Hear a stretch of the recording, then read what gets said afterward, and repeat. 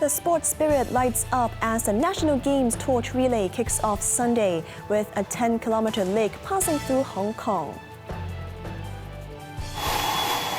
Health officials urge residents to stay alert even though no chikungunya cases have been detected in their area. And still on a roll at 100 years old, Japan's sushi master shares his secret to longevity.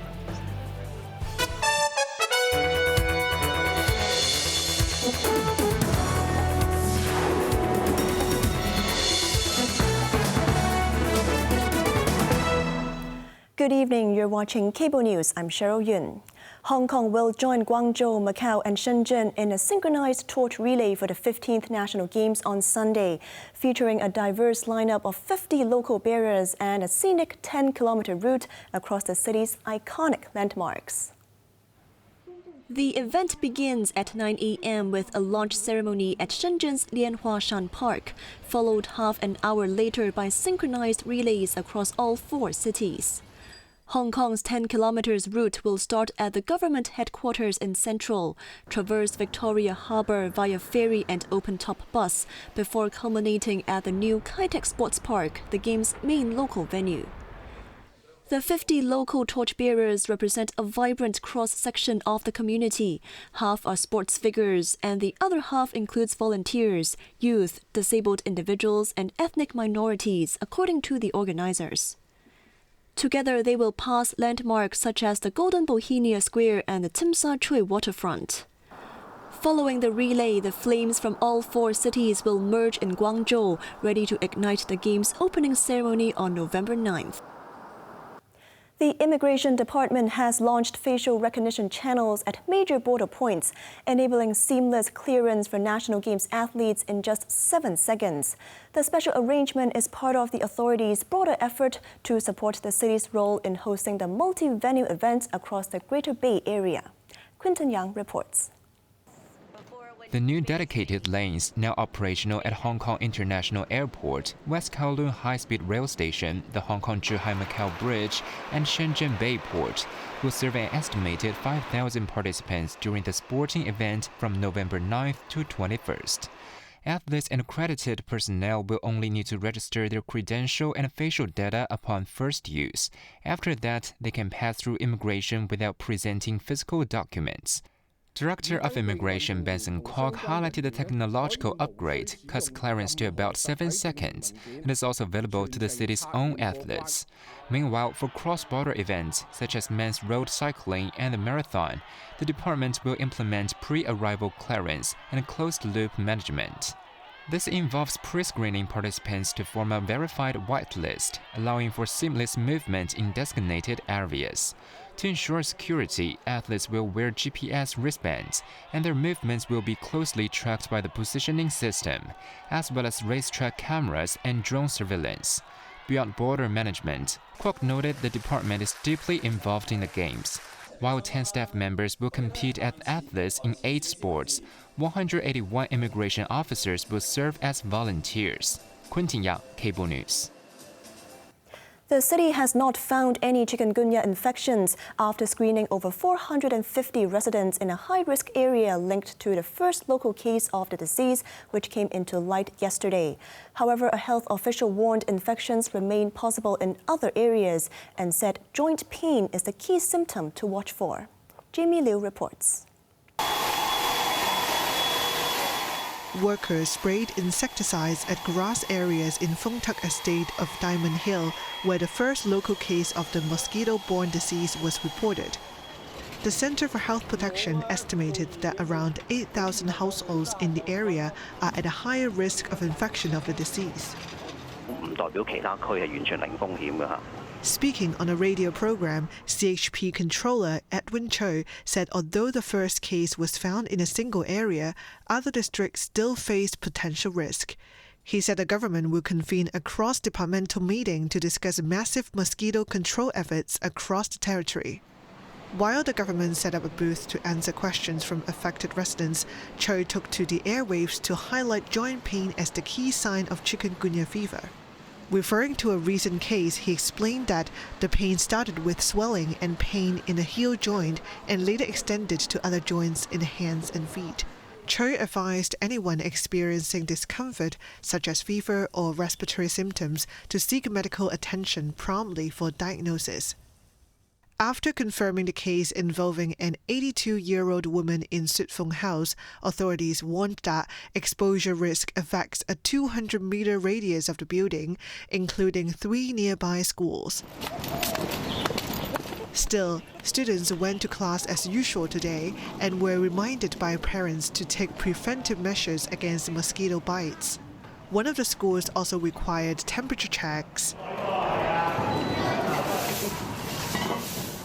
and ordered drainage blockages to be cleared. Jamie Liu, Cable News. The city's external trade activities in September logged a better-than-expected performance. The value of exports reached $462.3 billion in September, rising 16.1% from a year earlier, compared to August 14.5% growth. Concurrently, the value of imports increased by 13.6% year-on-year to $512.5 billion, compared to an 11.5% growth in August.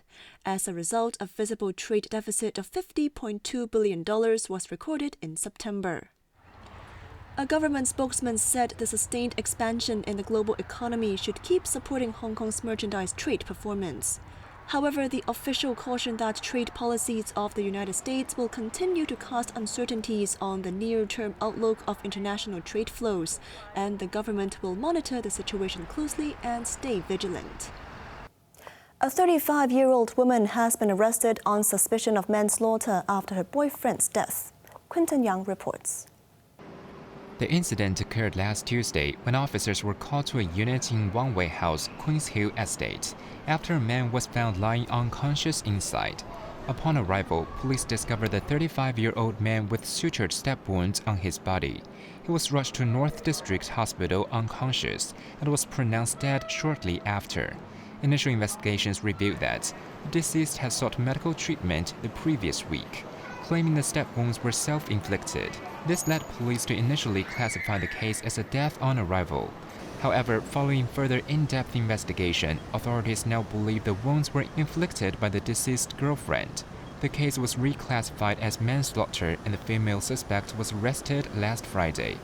The force formally charged the woman with 1 count of manslaughter yesterday. Meanwhile, the Tai Po District Crime Squad is continuing its investigation into the case.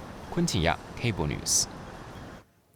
A U.S. Navy helicopter and a fighter jet crashed into the South China Sea within 30 minutes of each other. All crew members were safely rescued. The U.S. Navy's Pacific Fleet said an MH-60R Seahawk helicopter went down in the waters of the South China Sea around 2:45 p.m. on Sunday local time, while conducting routine operations from the aircraft carrier USS Nimitz. About 30 minutes later, a Boeing FA-18F Super Hornet fighter jet also crashed into the South China Sea while conducting routine operations from the Nimitz. All 5 crew members from the incidents were safely recovered and remained in stable condition. An investigation into the cause of both incidents is underway. The crashes came as U.S. President Donald Trump is in the region, embarking on his first visit to Asia during his second term. More than 40 million Americans who rely on federal food assistance face growing uncertainty as benefits will halt starting next week due to the ongoing U.S. government shutdown. In anticipation of the aid suspension, Louisiana and Virginia have declared emergency status to make funds available to help with hunger relief. Jamie Liu has more.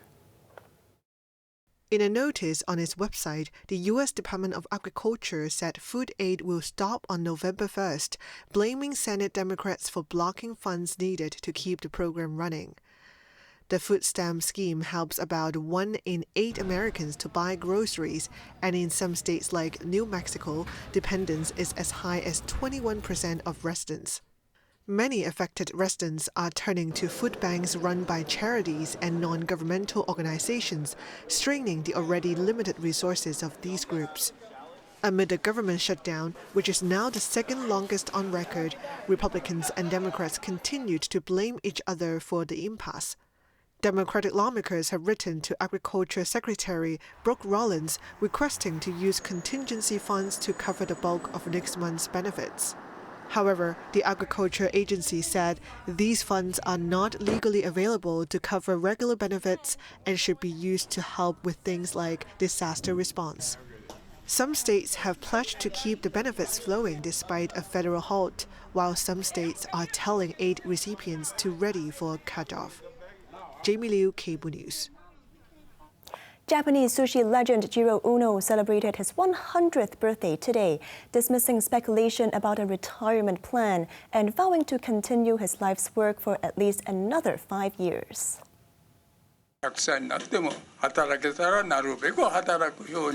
The best medicine is to work, Ono remarked last month during a ceremony where Tokyo Governor Yuriko Koike presented him with a gift and certificate. Founder of the acclaimed Sukiyabashi Jiro in Tokyo's Ginza district, Ono earned 3 Michelin stars for over a decade, making him the world's oldest head chef to achieve this feat. The centenarian has served numerous world leaders, including former U.S. President Barack Obama, who visited the restaurant in 2014. Ono recalled initially turning down a government request to host Obama because the restaurant was fully booked. However, the former president agreed to postpone, dining there later that evening and calling it the best sushi he has ever had. The world's largest Orthodox church officially reopened its doors in Bucharest on Sunday, crowning 15 years of construction with a majestic ceremony that drew thousands of pilgrims to the Romanian capital. Quinton Yang shares more. The People's Salvation Cathedral, now the tallest and largest Eastern Orthodox church by volume and area globally, attracted worshippers and officials in droves for its debut. Ecumenical Patriarch Bartholomew I and Romanian Patriarch Daniel consecrated the cathedral's extensive iconography during Sunday's service, with Romanian President Nicusar Dan and tens of thousands of faithful in attendance, many watching on screens outside the overflowing building. Soaring 127 meters, the colossal structure dominates the Bucharest skyline. Its opulent interior can host 5,000 worshippers beneath the world's largest collection of Orthodox mosaics, covering approximately 17,800 square meters. First envisioned after Romania's 1877-78 War of Independence, the project survived over a century of delays caused by 2 world wars and decades of communist rule that suppressed religion. Construction finally began in 2010 and the altar was consecrated in 2018. While celebrated by many as a spiritual rebirth for the nation, the cathedral has sparked significant controversy over its estimated cost of €270 million, with a majority from public funds in a country with one of the European Union's largest budget deficits. Quinton Yang, Cable News.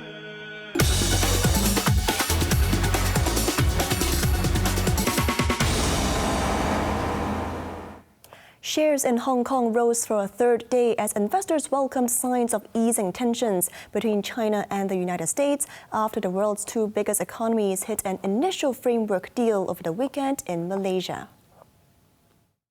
The Hang Seng Index climbed 273 points, or 1.1%, to close at 26,433 points, regaining its footing above the 20-day moving average. The benchmark has gained more than 650 points over the past 3 days. Leading the gainers were Alibaba, Tencent, and Meituan, all surging for the third day, contributing to more than half of the benchmark's increase. Baidu jumped 6.2%, marking the best-performing blue chip of the day. Banking giant HSBC dropped 1% after it revealed to recognize a provision of $1.1 million related to Bernard Madoff investment fraud case in its third quarter results, which is due tomorrow. Other major Asian markets also advanced. Japan's Nikkei surpassed the 50,000 mark for the first time in history, surging more than 2%. The Shanghai Composite Index rose to the highest level in over 10 years, approaching the 4,000 mark.